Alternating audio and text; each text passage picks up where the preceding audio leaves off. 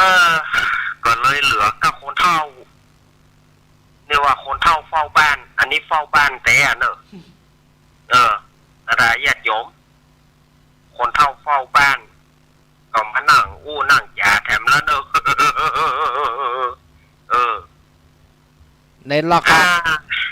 เน้นละครับมาเลี้ยวก็ยังว่านั่นเนาะเน้นละครับคนเฒ่าเฝ้าบ้านมีหมอยบนทาทิพย์นี่นะครับนั่นนะแต่วองนะเอาสปอร์ตเปิ้นมาล่อยมาขว้างเดนบอกหูเรื่องนะครับใครคนเฒ่าเฝ้าบ้านคือบอกว่าเนอะไม่เงาครับแฟนของทายญาติโยมเหยแฟนของกระดิ่งทองรายการที่เขาจะมาทำรายการแต่ละรายการมันบ่ได้มีสคริปต์มันบ่ได้อ่านบ่ได้มีสคริปต์อันนี้ก็เอาจากเรื่องราวเดิมๆนั่นนะเอามาอู้ในการที่อาตมาภาพจะได้นำสาระต่างๆปีใหม่เนี่ยศรัทธาญาติโยมปีใหม่ไทยปีใหม่สากลปัจจุบันนี้เขาก็เรียกว่าติดตือเนื่องกันทางฝ่ายสงฆ์เปิ้นก็จะมีการสวดเปิ้นจะมีการสวดเรียกว่าสวดมนต์ข้ามปีสร้างบารมีข้ามพศอย่างวัดอาตมาก็จะมีนะ31ธันวาคมนี่จนไปถึงวันที่1 มกราคมไปอย่างเมษาพุทธล่ะมาถึงวันที่1 มกราคมก็ลวดทำบุญตักบาตร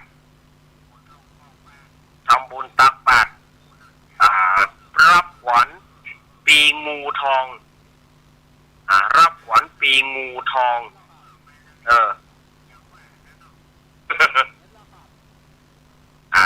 นายเรียกว่าเขาจะรับขวัญปีงูทองละเป็นปีใหม่ตุเจ้าพระนายก็จะสวดชยันโตแล้วก็จะได้มอบจะได้แจกมีการแลกของขวัญศรัทธาญาติโยมกับพระเนรจะมีการแลกของขวัญกันโดยถ้าบ่มีสิ่งอย่างอี้ศรัทธาของบ่แม่มล่ะมันก็ต้องมีการแลกก็ต้องมีการล่อใจศรัทธาญาติโยมฉะนั้นถ้าบ่มีสิ่งล่อใจศรัทธาญาติโยมมาสวดบ่ได้ขอยว่าวันฮือเอ้ยแม่ นี่มันก็ต้องมีสิ่งล่อกันก็จะฮือศรัทธาญาติโยมได้จับฉลากกันมีของขวัญของรางวัลกันไปลวดทำบุญตักบาตรกันจบพิธีกันน่ากันได้รับคนน้อยเนอะ อันนี้ก็คือปีใหม่สวดมนต์ข้ามปีสร้างบารมีข้ามพศพอสวดมนต์ข้ามปีก็โดยการเริ่มมาก็คือท่านบิ๊กบอสของเราที่ได้เริ่มขึ้นมาก็คือท่านอาจารย์ท่านพระครูอภิวัฒนวิกรมได้เริ่มขึ้นมาประมาณ2553ไปต้นมาเนาะที่ได้เริ่มมีการสวดมนต์ข้ามปีสร้างบารมีข้ามพศนี่นะก็เรียกว่าการสวดมนต์ข้ามปีเนี่ยเขาก็ถือว่าเป็นจบเป็นใจประกอบกับเจ้าบ้านเปิ้นกำลังเขาดาวนี่เมื่อเจ้าบ้านเขาดาวหรือว่านับถอยหลังเนี่ยตู้เจ้าก็สวดไปพอตึงตั้งก็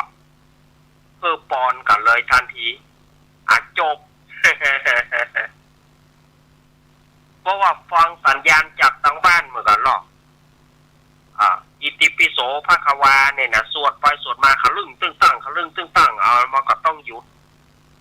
ชาวบ้านพวกอย่างนี้น่ะนับถอยหลังมา10 9 8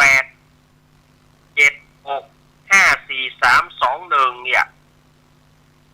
สวัสดีปีใหม่ครับเนี่ยสดาญาติโยมว่ามันก็เป็นที่ว่าการสวดมนต์ข้ามปีสมัยก่อนเฮาบ่มีสมัยก่อนมีแต่เจ้าบ้านที่ส่งท้ายปีเก่าต้อนรับปีใหม่สมัยก่อนมีแค่เจ้าบ้านบ่ได้มีในพระสงฆ์ทางพระสงฆ์เฮานี่ก็มาตื่นตัวกันเมื่อปี53นี่บ่ได้ตื่นตัวกันเริ่มต้นจากสวดเฮาก็ตั้งต้นกับมันสวดมนต์ข้ามปีสร้างบารมีข้ามพศก็ตั้งแต่ตอนนั้นเป็นต้นมาเฮาก็ยึดถือกันมาจนถึงนี้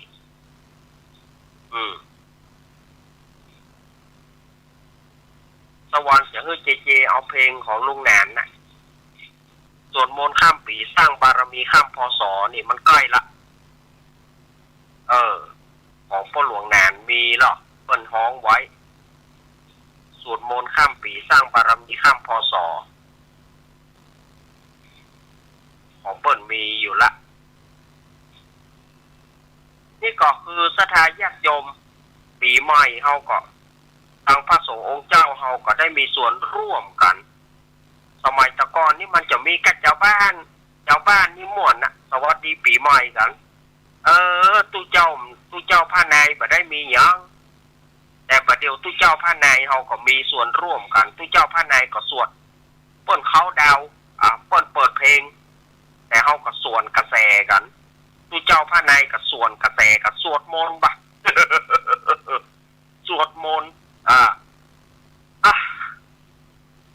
แรกๆก็บ่มีคนมานะศรัทธาญาติโยมเชื่อก็อาตมาเขาจัดแรกๆก็บ่มีคนที่จะสนใจเท่าไหร่แต่บัดเดี๋ยวนี้คนก็ตื่นตัวกันนักแล้วอ่ะ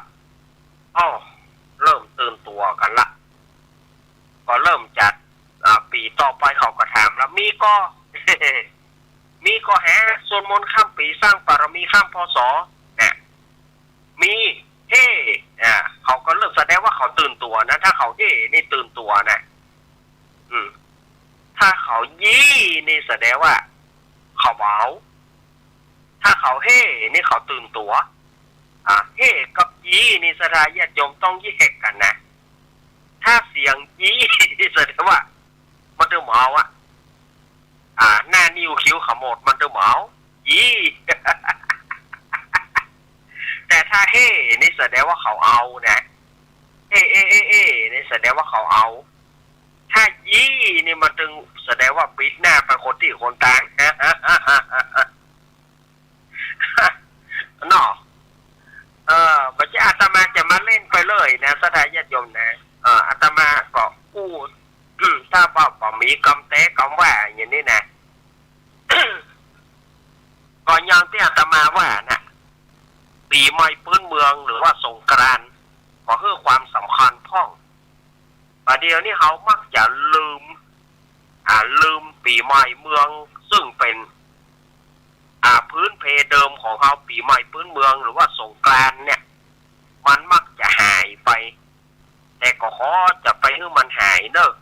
เพื่อมันยังดำรงไว้ซึ่งความเป็นเอกลักษณ์ไทยสมัยก่อนไผ่จะไม่เอี่ยวเจียงใหม่ต้องมาสร้างมนต์ขลังที่เจียงใหม่ไม่เอี่ยวปีใหม่ไม่เอี่ยวสงกรานต์เนี่ยนะแต่ก่อนจะบอกเพราะว่ามาติดใจมนต์ขลังของเจียงใหม่แต่หน้าบัดเดียวนี่มันบ่ค่อยมีมนต์ขลังอันใดละบ่เหลืออยู่เพราะว่าพี่ไทยเฮานี่ไปสนใจในวัฒนธรรมตะวันตกจนเกินไปอารยธรรมตะวันตกวัฒนธรรมตะวันตกมันมาเข้ามามีอิทธิพลเหนือเอกลักษณ์ของพื้นเมืองเฮาซึ่งมันหาได้ยากแล้วบัดเดียว ก็จะไปลืมเนอะใหม่เฮาก็เอาเก่าเฮาปะละแต่ว่าก็ฉลองไปหรอท่านอาจารย์ฉลองอย่างคริสต์มาสมันเจ้าของเฮาลูกมันเจ้าจารีที่ทอยของเฮาลูกแต่เฮาไปตัวเปิ้ลน่ะไปเฮ่ตัวเปิ้ลปะกิ้มใจฮีทอยของเฮานะเฮาไปเจ้าพูดเขาไปฉลองคริสต์มาสไปหานซันตาคลอสพ่องวันก่อนไปหานซันตาคลอสพ่องซันตาคลอสมาเคาะประตูเฮาถึงว่าละไปถ้ามาเคาะเฮาก็เคาะเฮาอีกกลุ่มกับลุมอย่างเดียวอะเพราะมันเจ้าซันตาคลอสมาเมื่อคืนนี่มาต่อก็ให้กลุ่มกับลุมแล้วฝ่ายได้หารสักคนเนาะจะเอาขนมมาแจกเอามาแจกอย่างเวลากลางค่ำกลางคืนมันปัจจัยจารีที่ทอยของเขาหมอหน้าก็ไปท่าซันตาคลอสใส่หมวกซันตาคลอสจะใส่หมวกโจโลมาม่างกลางมายินดีด้วยครับเอาขนมมาแจกแกพ่อนี่เอาอย่ามาแจกแกพ่อมันก็ดีนะเราออนได้กินอิ่มแต่มันไม่ใช่วัฒนธรรมของเขามันเป็นวัฒนธรรมของตะวันตกเป็นวัฒนธรรมของฝรั่งเปิ้ลอันนี้เอาจะลองไปละหนึ่งแล้วนะแต่ว่านี่ที่สมัครวีสติลอเมริกิสมัครเนี่ยสมัยก่อนอาตมายังจำได้เพลงเปิ้ลนะแฮปปี้นิวเยียร์เนี่ยสมัยก่อนอาตมาอยู่ศูนย์หรอพอเป็นเจ้าคริสต์หรอพอเป็นคริสตังคริสต์นี่จะมีสองแบบนะคริสตังแล้วก็คริสเตียนคริสตังนี่เปิ้นจะอนุญาตคือไผจะไปเล่นไผจะไปเข้าพุทธไผจะไปเข้าวัดเผลอๆบางทีเปิ้นก็ไปได้นะอันนี้เปิ้นของคริสตังแต่ถ้าคริสเตียนนี่เปิ้นบอกเข้าวัดเด็ดขาดไหว้เปิ้นก็บอกไหว้เพราะว่าคริสเตียนมันมีสองลักษณะหรอกคริสตังคริสเตียนเนี่ยอันนี้กับเขาจะลองไปละแต่ว่าพอยิ้มใจจะรีดหินหอยเขาก็สตางได้แต่ได้คนไทยเขามันบัดโรยเพราะอย่างสถานญาติโยมก็ได้ก็กินติ๊กอ้าวที่สมัครเลี้ยงกับเข้าไปจะลองเข้าไปก็เดียวเมื่อนะปีใหม่ทำไรปีใหม่ก็จะลองกันปีใหม่แล้วตูดจีนซึ่งปัจจัยเรื่องใจราวของเขาปีใหม่ของชาวจีนปุ่นเขาก็ไปเลี้ยงเตอเปิ้ลไปกินขนมเค้งเตอเปิ้ลไปกินขนมเค้งไปกินเป็ดกินไก่เตอเปิ้ลได้แปะเอียไปอย่างเขาเปิ้ลนะได้อ่างเปามีการแจกเขาบัดใจลูกครึ่งเขาบัดได้กินเขาบัดใจตึงนังเกี้ยคำว่าตึงนังเกี้ยเนี่ยจะมีเตี่ยเป็นคนจีนแม่เป็นคนไทยหรือว่าป่อเป็นคนไทยแม่เป็นคนจีนอันนี้เปิ้ลก็ฮ้องว่าเป็นลูกครึ่งอามวยตึงนังเกี้ยก็ฮ้องตึงนังเกี้ยคือลูกครึ่งแต่เฮานี่ไม่ใช่ตึงนังเกี้ยเฮาไม่ได้กินแต่คนไทยเฮาก็ไปตัวเปิ้ลนั่นนะจะลองอยู่แล้วอย่างหนึ่งวาเลนไทน์นี่ซ่อมไปใหญ่ซ่อมบาดใจจะรีดนี่หอยของเฮาอย่าเลยเขาหาว่าวันแห่งความรักมันจะวันแห่งความรักนี่หยังเป็นวันเปิ้ลฆ่านักบวชฆ่าบาทหลวงที่ชื่อวาเลนไทน์วันเปิ้ลประหารชีวิตนักบวชที่ชื่อว่าวาเลนไทน์มันไม่ใช่วันแห่งความรักนะแต่คนเฮาเนี่ยว่าวาเลนไทน์เป็นผู้เสียสละชีวิตเพื่ อกับความฮักก็เลยถือว่าวันวาเลนไทน์วันแห่งความฮักเอาจะลองไปจนเพื่อมาถึงปีใหม่เฮากระเป๋าแห้งแตกเนี่ย มีก็เพื่อมาถึงปีใหม่เฮาปีใหม่สงกรานต์เฮากระเป๋าแห้งแตกแยกคือมีล่ะ ก็คนไทยเฮากินติ๊กติ๊กอะเลี้ยงกันติ๊กติ๊กอะจะลองกันติ๊กติ๊กอะงานนั่นก่อเฮงานนั่นก่อเฮงานนั่นก่อเฮเฮียก็มันก็ไปมีหาเงินมาเท่าใดก็ไปเสี่ยงหมดท่านอาจารย์จะไปหน่อยเปิดนะเงินเปิดก็ถูกกันนะเงินโยมมาจะมาตึกบัดเหียงแต่ก็ที่ควรดีจะลองก็จะลองไปอันใดที่มัน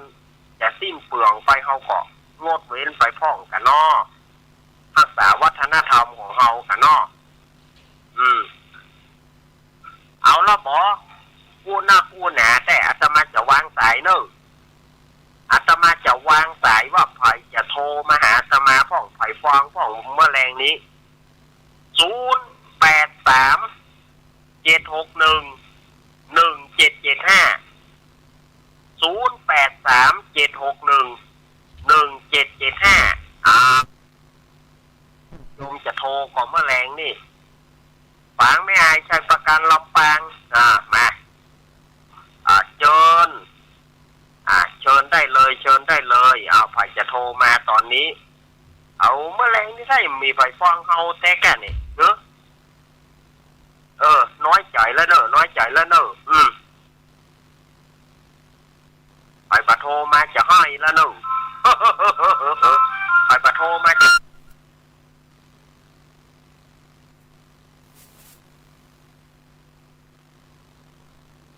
ครับสบายนะครับตอนนี้ร้อนๆแกแตกครับปักไหมครับที่พูดที่อันนี้เป็นพูดสมัครเนี่ยมาอยู่เปล่าครับผมครับผมหลวงตาครับถ้ามาก็ยุ่งเลยหลวงตาเนอะครับผมนมัสการครับหลวงตากฤษอุทยานปางโมเชียงดาวนะหลวงตามาแล้วเนอะหลวงตานะอาจารย์นิพนธ์พัทยาโนหายไปไหนครับอาราธนานิมนต์ อาจารย์นิพนธ์ไม่ได้โทรมานี่เนาะพังนี้คิดถึงนะครับหลวงตามาแหกต่อไปจะเป็นภายแถมแฮ083-761-1775อ้าวสถาญาติโยมจะโทรมาก็หรือว่าภายจะโทรมาหาอาตมาโทรมาเนอะ083-761-1775ภายจะโทรมาตอนนี้เชิญจวนเชิญเลยเนอะเชิญเลยมีถ้าว่ามีญาติโยมโทรมาเนอะอาจจะมีก็หาไผ่จะโทรหาอาตมาพ่อง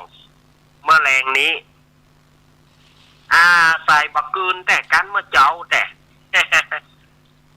กันเมื่อเจ้านะเมื่อเจ้านี่มันต้องโลละใช่ได้หลวงตาหลวงตาสายเดียวก็วันนี้มีไหนฝังไม่อายใช้ประกันมีไหนเหี่ยวหมดไม่มีใครอาตมาจะเปิดนะเนอะไม่มีใครอาตมาจะเปิดแล้วเนอะถ้าฝ่ายจะโทรมาก็โทรมาตอนนี้เนาะอาตมาก็จะอู้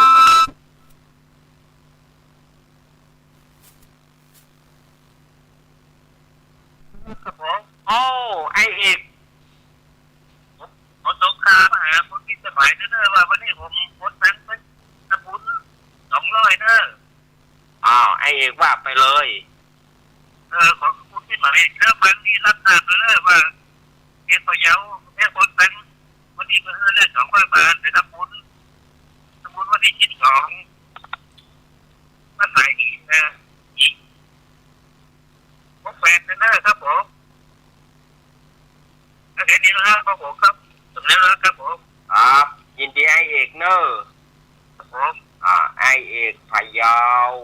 อันนี้กันหนึ่งในทีมงานธรรมะคลายเครียดของเราเพิ่นได้โอนปัจจัยไป200 บาทเนอโยมปี่พิสมัยทราบแล้วเปลี่ยนทราบแล้วเปลี่ยน ทราบแล้วเปลี่ยนไอเอกพะเยาเพิ่นได้โอนปัจจัยมา200เพื่อทำบุญเนอแม่กรแม่พรป่าเศร้าไอพงป่าซางแม่บุญกกแม่อารีต้นเปาเนี่ยแม่อารีต้นเปาพี่สองสีลุงนุยไอ้นึกดูไปไหนกันหมดแฮเนาะถึงทีมงานธรรมะคลายเครียดฝังไม่ไอชัยประการลำปางนี่บอกว่าลำปางเปิ้นติดปล่อยหลวงฝังไม่ไอชัยประการนี่ป้อน้อยบุญศรียานะป้อนานบุญศรียานะป้อน้อยอย่างก็ป้อน้อยบุญปานมโนครแม่บุญปานห้วยงูนายดูแม่บุญปานจอมแจ้งหายไปละแกแม่บุญปานจอมแจ้งเนาะแม่บุญปานสารอูยี่ลืมลูก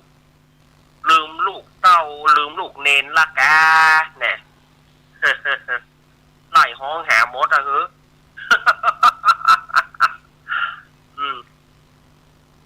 ไล่ห้องหาเนาะบ้านมีไผโทแต้นี่แม่เอ๋ยเมื่อมีไผโทเฮาก่อนน้อยใจโอกเฮากะมีไผโทมาหาเฮาลูก มีไผแถมแฮมีไผแถมมาอีแม่เอ๋ยแม่จันสมลากิจนี่นะแม่จันสมมณีจักแม่จันสมลากิจเปิ้นไปเฝ้าพระเจ้าพาราไปไหว้พระเจ้าเปิ้นไปอยู่ไปกู้แม่เปิ้นแม่เปิ้นยังมีอยู่เปิ้นจะไปเชียงไฮ้ปุ่นน่ะบ้านแม่คำลักเจ็ดปุ่นแม่จันสมนะเปิ้นจะไปบ้านแม่คำลักเจ็ดปุ่นเดินทางโดยสวัสดิภาพปลอดภัยในแม่ปอนเจ้าอันนี้แม่ยัง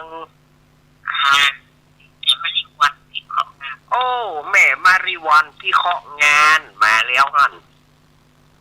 แม่อยู่เชียงใหม่กันนะมีเชียงใหม่กะจะไปเนี่ยไปอันนั้นมันก็มาลำปางฮะฮันแต่บอกก็ไปหลายกันนะแม่เจ๊ไปก่อนแม่เจ๊ก็ไปแม่เจ๊ก็ไปเนาะแม่จงดีเขาไปนะแม่จงดีพ่อหมออินทร์เขาเนาะมาจังไหนว่าแม่จะปิดมันที่ทางชีวิตโอ้แม่มาเนี่ยได้แม่เอี่ยวหาลูกสาวเอี่ยวหาลูกสาวเนาะยังใหม่เอี่ยวจะลูกลำปางนะส่งกันที่นี่อ่ะน้องที่เราจะ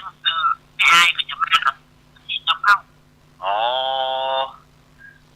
จะได้ก็ขออนุโมทนาบุญโดยแม่มาริวันเนอร์ลูกเล่นมาไปมันทอดกระถิ่นฮะมันบัดได้ไปแม่เอ๋ยโชเฟอร์เปิ้นบอกว่างครับแม่ก็ใครไปนะใครไปนะเราผู้หาสมชาติว่าแม่จะไปน้องได้ไปนะโชเฟอร์เปิ้นซ้ำบอกว่างเหี้ยก็เปิ้นบอกว่างเฮาก็เลยได้มาเฝ้าอย่างแยกกันเนี่ยเวลาก่อนโจรมาก็ได้มานั่งนั่ง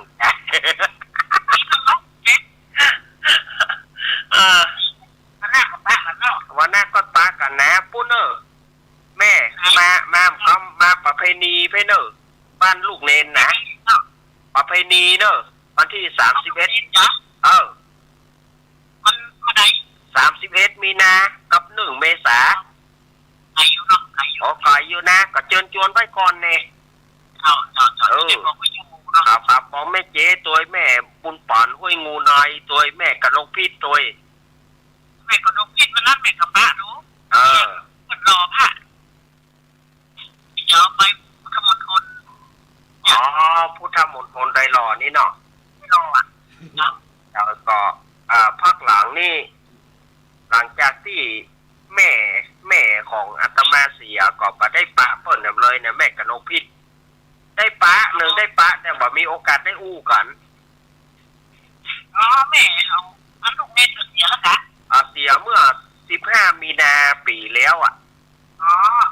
เสียก่อนเสียรุ่นหลานกันเนาะก่อนกะก่อนกะก่อนไปเดือนปลายอ๋อแม่เสียไปได้เดือนปลายแล้วก็หลานมาเสียตัวแฮมน่ะแม่ก็ผู้หลานนั่นน่ะครับขอบคุณนะแม่เจ้าไว้ตาเจ้าครับฝากถึงแม่เจ๊ตัวเนอครับแล้วแม่จะบอกครับฝากความคิดถึงเนอแม่เจ๊ระพีพันธ์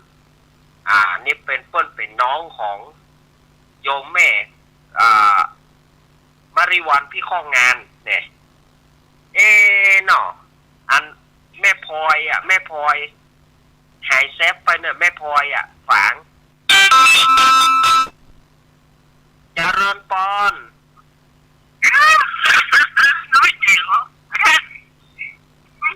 แม่อินทนินมีใครเพิ่มมาเพราะมันฟังกันอยู่เนี่ยเขาฟังทางดักวิทนี่เนาะเขาว่ามีไฟโทรเขาก็อย่าเปิดละกันมันน้อยใหญ่เขาเหมือนกันไม่เจอเดิมไหมนี่ไม่ได้กินกันมันมีคนฟังอยู่คนละคนเนาะแต่เพิ่งมาโทรมาได้จนน่ะก็ดียังแควนหน่อยยิ้มมาได้ก็เฮ้ยเดี๋ยวกลับไปเอาแหนมเนี่ยแหนมปิดมาเปิดที่นี่แล้วเนี่ยคนนี้ถึงมาไปไหนเจ้ามันฟังท่านนั้นอย่างตอนที่ไปสองนะเพราะมัน3 โมงแล้วนี้มาไม่ได้สักคำ2 โมงครึ่งยังขนาดนี้นับไปเลยนั่นมันแย่ใหญ่นะต้องนับไปเลยทางนี้ก็ทุกวันตรงเนี่ยค่ะนับเอาไปเลยวิ่งอย่างมันเนี่ยอย่างเนี่ยแล้ววิ่งมาเปิดเนี่ยค่ะวิ่งมาเปิดแล้วไปแบบน้ำวิ่งมาหาได้กินกันน้อยใหญ่โอ้ยมันเป็นยังฟังกันอยู่เนาะไม่ได้มันฟังกันเนี่ยนายเนี่ยเขามาท้อมาได้ขอบคุณอันไหนคือกำลังใจในทางนะขอบคุณแม่อินทนินแม่ศูนย์น้อยเจ้าสาธุแม่ศูนย์น้อยอำเภอฝางมาละเขาบอกกระตุ้นนั่นไปมีไผ่แม่เขาต้องใจลูกหล่อลูกโจรกันเนาะเขาบอกกระตุ้นที่มาก็มีไผ่แม่เขาก็ต้องมีลูกหล่อลูกโจรกันเขามีลูกหล่อลูกโจรจะได้เขามีลูกหล่อลูกโจรจะได้มันก็ต้องมีกันหน่อยนะกันเนาะอีแม่เอ๋ยมายายน้อยยายน้อยแต่เอาก่อนมาว่าก็เจอเนยยายน้อยเมื่อซ้ายวางนี่เนาะยายน้อยกันนัดเติมมาเจ้ามันเต้นน่ะเติมมาเจ้ามันหนักล่ำไปยายน้อยไอ้พงป่าสร้างมีไหนแม่พ่อนป่าเสามีไหนดอกป้อนแม่ยังแม่เรือนแก้วบ้านร้องดอนชัยเจ้าแม่เรือนแก้วบ้านร้องดอนชัยว่ากระโทรไปแล้วหรอแม่น่ะกันเนาะว่างน้อยใจก็เนอะมองว่ามีไฟโทรก็มีไฟโทรเขาก็ให้เปิดเลยกะให้เอ็นเลยกะดูเนาะฮะว่างน้อยใจก็แม่อย่าเป็นตั้งใจด้วยเนอะขอบคุณวันหน้าจะได้ไปบ้านเนาะไปวัดเนาะมาครับวันหน้าก็ยังได้ไปบ้างเนาะยินดีแม่เนอะเจ้าเอาบักกระตุ้นนี่มีไฟโทหาว่าฟังแต่ละฟั ฟังแต่ระดับวิทย์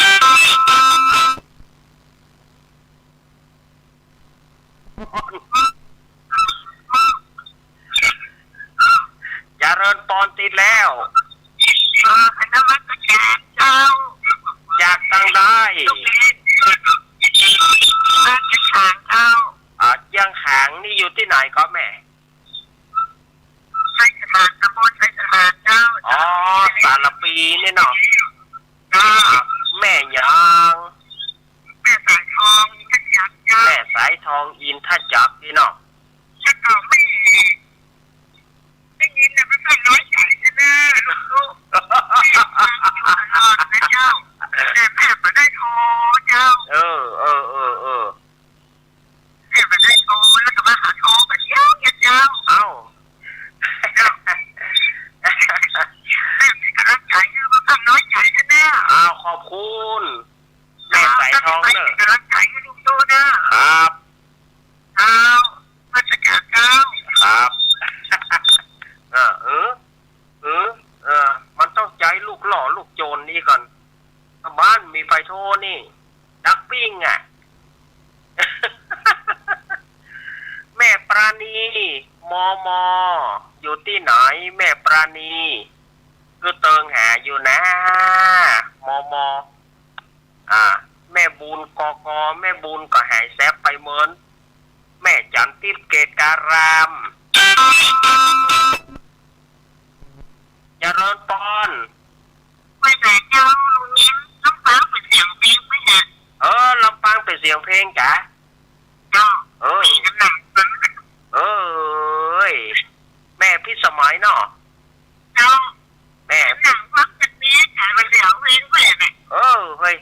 เอาแล้วแม่บัดเดี๋ยวนี้แม่ซูมโทรเนาะเจ้าแม่ไม่กล้าเวลาเจ้าเวลาต้องเปิดสายแล้วก็จ่องใหญ่นะแล้วก็เบ๊ะเลยเนาะเจ้าว่าไม่จะได้จะบังสึนามิอย่างนี้เนาะสึนามิเนาะแต่ได้ฟังจะจบเนาะคำแรกนะเจ้าฟังจะจบแล้วเอาว่าลำปางอย่างหายเพลงเลยเจ้าเอาว่าลำปางอย่างหายเป็นว่าอย่างนี้กะเอาเสียดายแต่เสียดายเนาะเจ้าเป็นกำลังใจนะไปส่งหมอขอบคุณนะแม่ไว้แต่ช่วงนี้แม่พี่สมัยนางแลลำปางว่าลำปางอย่างมาหายวันนี้แปลว่าเปิ่นมาได้รับสัญญาณช่วงของ4 โมงเปิงละแล้วแม่พี่สมัยเปิ้นซูมโทรมาตีทุกเปิ้นเต้หรอ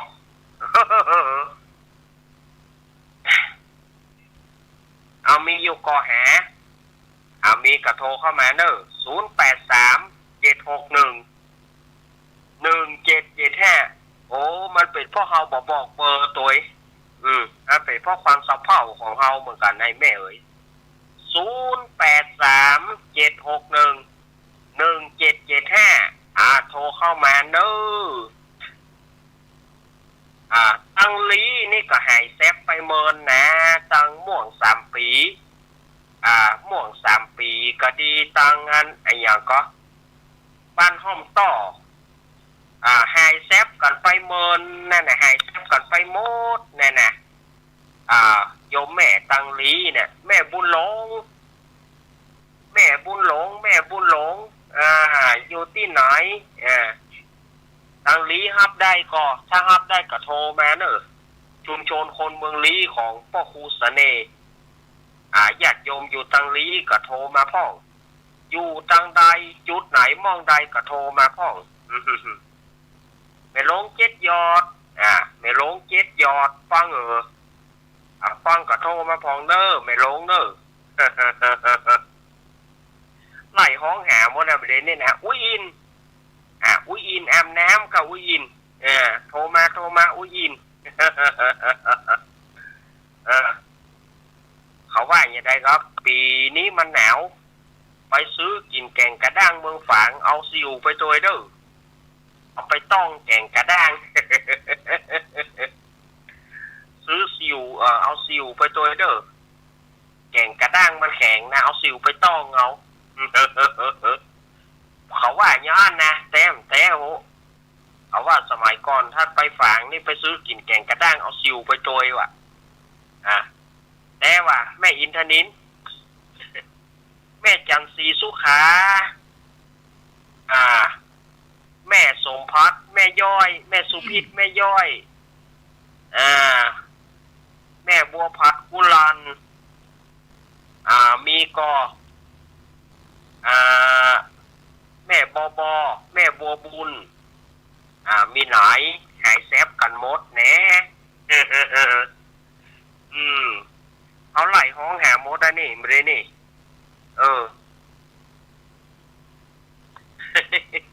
แม่กรแม่กรกมลโทรมาพ่องเนอะแม่กรแม่กรอาจจะไม่เลิกงานเตื้อกา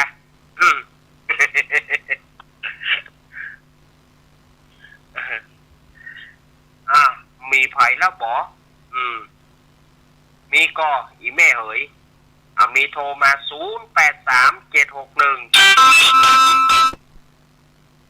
ปอนรีบพายตลาดตะวันสายบอลจังเก้าแม่เจ้าดินว่าแม่จันสมใครแม่จันสมยังที่ลงยังละคะเสี่ยงตะกี้ละ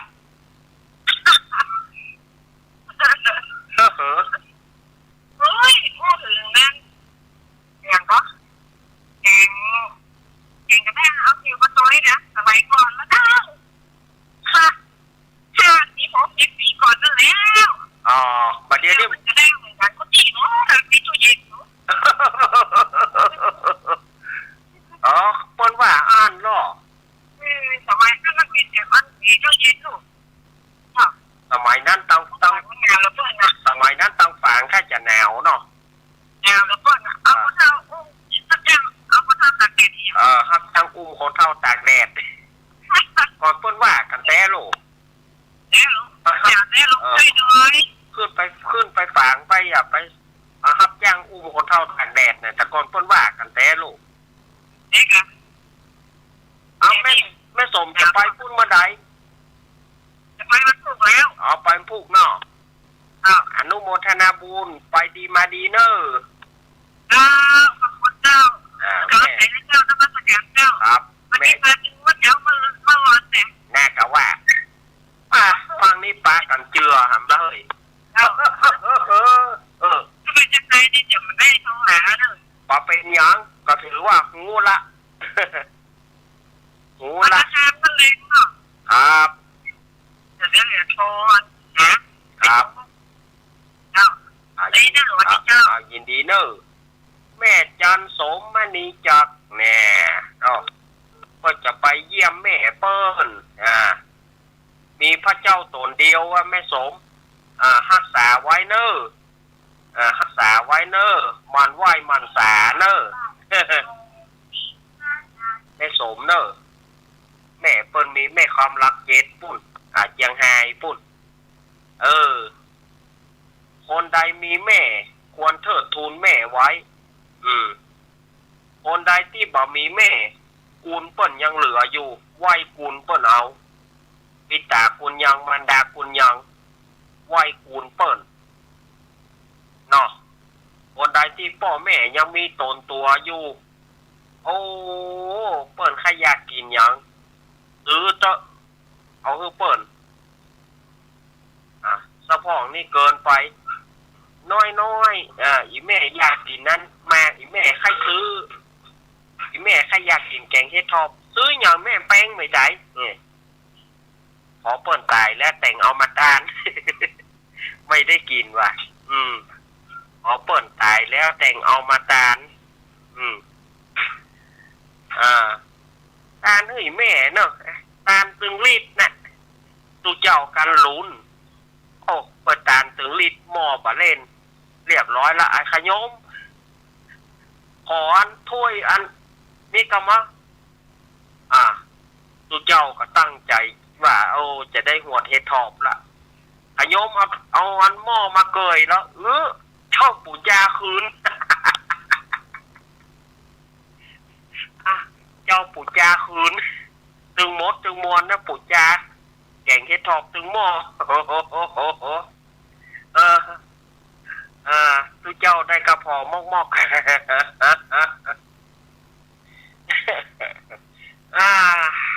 แนวนี้กับนักแก่พ่องเนยแม่เนอ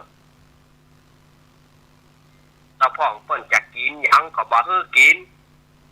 เปิ้นอยากกินนั่นก็บ่ฮื้อกินเปิ้นอยากกินนี่ก็บ่ฮื้อกินอันนั่นก็แปลงอันนี้ก็แปลงพอเปิ้นตายแล้วแต่งห้อยไข่ต้มมินิเนอร์อันนี้ไข่พะโล้เนาะอันนี้จางน้ำปลาก็น้ำปลามินิเนอร์ก็ถ้าไปห้องมันนะหาว่าก็มันลูกมานี่โหล่นหมด อันในเพลงนะในเพลงว่าอันหรอก็มันลูกมาโป้งงฮะว่าโหล่นหมดฮะก็จะโหล่นมือ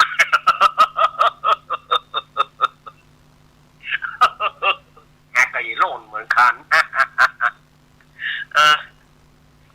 แต่งเคาะฝาลองนะมากินเนอร์ลาบก็มี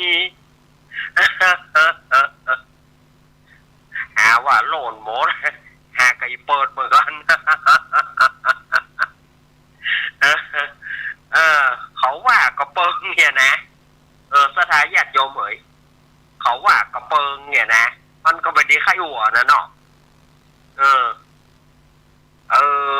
แม่มีคนเดียวนี่เถิดทูลไว้เตอะเปิ้นจะเลอะจะเลือนอย่างใดกระจ่างเตอะมันตึงเหลือคนเดียวด้านนะโอดเอาเพราะว่าตอนบะหมี่เปิ้นแล้วเนี่ยนะมันว้าเวนะสถาญาติโยมไฟบะหมี่แม่มันว้าเวบอกมาถูกหน้าฝนตกฟ้าห้องอะไรฮะเปิ้นเหมือนดังเปิ้นจะอยู่อย่างใดจะกินอย่างใดจริงมันก็คนละภพคนละมิติละแต่มันความที่ผูกพันกันระหว่างแม่ลูกเนี่ยมันถึงหมอม่วนสถาญาติโยมฉะนั้นใครที่มีแม่อยู่เทิดทูนไว้เตอะอย่าไปรังเกียจรังงอนเปิ้น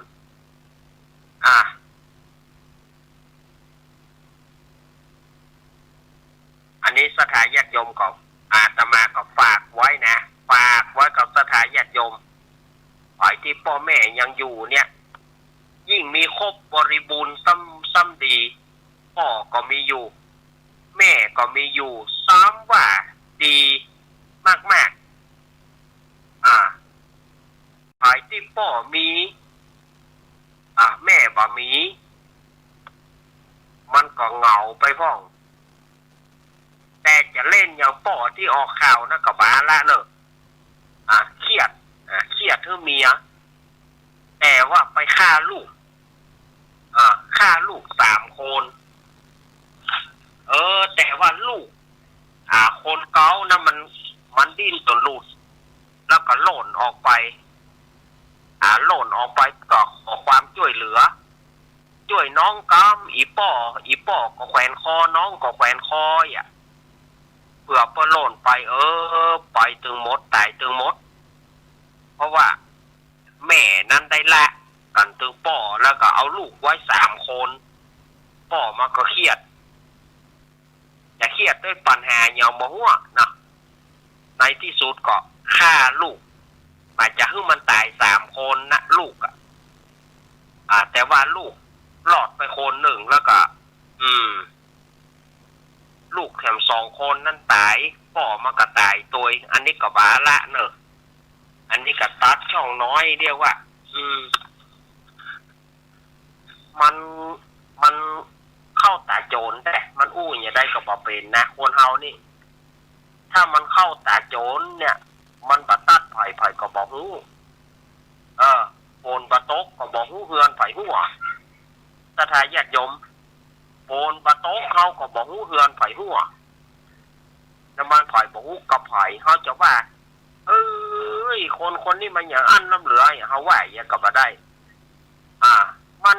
มันสุดวิสัยเหมือนกันสถาญาติโยมเฮ้ยเนาะมันสุดวิสัยนะอาจจะมีอยู่พออาตมาขอมสัก2 สายน่าจะพอดีกับเวลาเนาะมีก็หาถ้าบ่มีก็จะประกาศงานแล้วจะเอ็นแล้วนะ เนาะเนาะนะ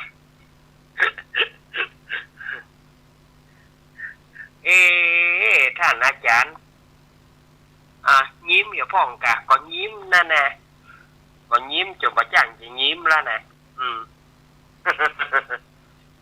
เนาะพอมีไล่บอพอมีอาตมาถึงจะประกาศงานไปนะ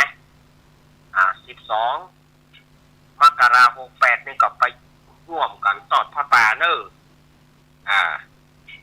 ไปร่วมกันตอดผ้าป่าวัดไผ่หินเนอะวันนั้นนะ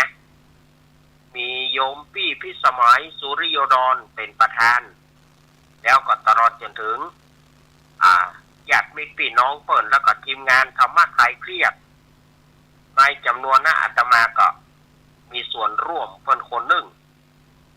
ที่จะได้ไปห่วมไปกินไปตานกัน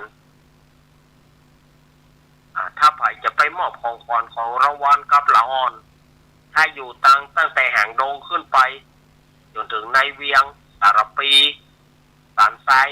แม่แตงแม่ริมก็เอาไปมอบที่หน้างานเลยในงานเลยเนาะ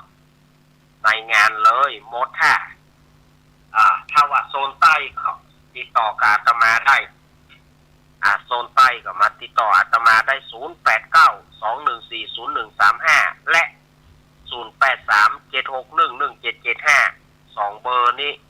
ก็ติดต่อกับอาตมาได้ว่าใครบริจาคนะบริจาคเป็นลูกโป่ง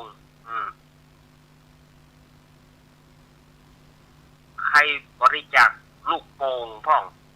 ใครมีขนมโกก็ได้เนอะอาตมาจะเอาไปเล่นเกมเพื่อละอ่อนแข่งกันกินขนมโก อาตมาจะไปเล่นเกมเอาแข่งกันกินขนมโกนี่ไปจะมดโวย ไปจะมดโวยทีมไหนมดโวยทีมนั้นชนะนะกินขนมโกเนี่ยบัดเดี๋ยวมาเขียมเนอะขนมโกนี่นะแล้วมันบัดใจเป็นโพงยาวๆอย่างตะกอนเนอะ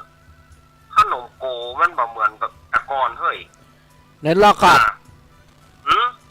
เน้นล็อกเอาไปแข่งกับตู้อันนั้นบ่เอาไปแข่งกับลุงไอ้โวบ่จะเอาไปแข่งเอาฮื้อละอ่อนคนใหญ่บ่ฮื้อคนใหญ่จะแข่งเขาบ่ฮื้อ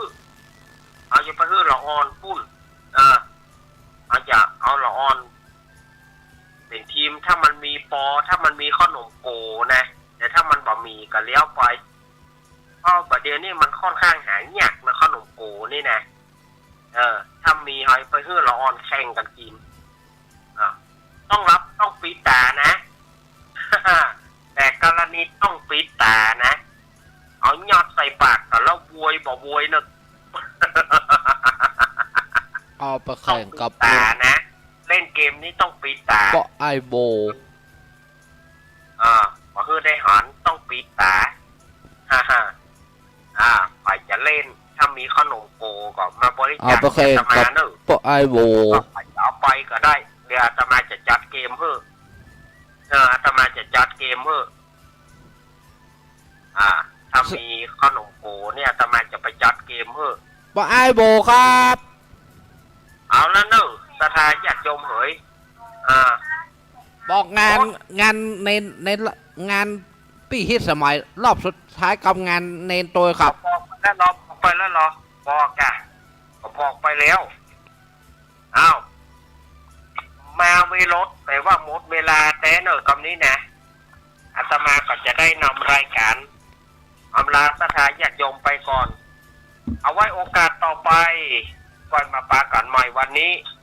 ผิดพลาดด้วยประการใดสมิสันตุขอให้ อาสถาญาติโยมอภัยให้ลูกเนนตัวน้อยๆแต่ดำๆเนาะวันใหม่ค่อยปากันใหม่เนออภิวาทนาสีริสานิจังวุธาปัจจายิโนจตารโรธรรมาวัฏันติอายุวโนสุขังพระลังขอเจริญพร